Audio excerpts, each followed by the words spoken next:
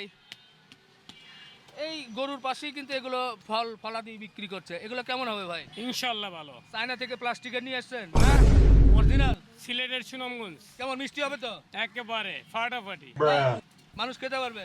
মানুষ গরু ছাগল সবাই খাইব, খালি মানুষ গরু ছাগল সবাই খাইব, খালি মানুষে খেলেইব, গরু ছাগলও খায়।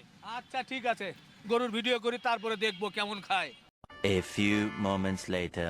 এই যে দেখেন পিস করা মহিষ, পিস করা মহিষ আমি নিজেই খাওয়ামু ইনশাল্লাহ। পিস করা মহিষ না, পিস করা ভাই তরমুজ। দেখা যাক তরমুজ কেমন খাওয়ায়। চাই তরমুজ মহিষে, এদিকে আসেন, যদি মানুষ না খায়, তরমুজ মহিষে খাইব।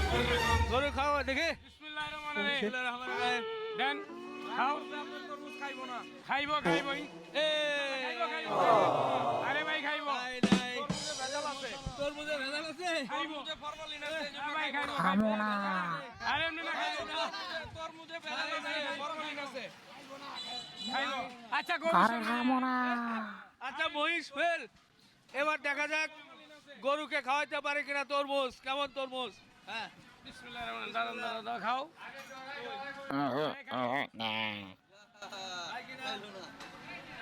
না কই খায় না তো। তরমুজে ফরমালিন আছে, আপনার তরমুজ ভালো না। ধরা খাইছে। ধরা খাইছে, তরমুজ ভালো না। তরমুজ ভাই আপনার ফরমালিন আছে, তরমুজ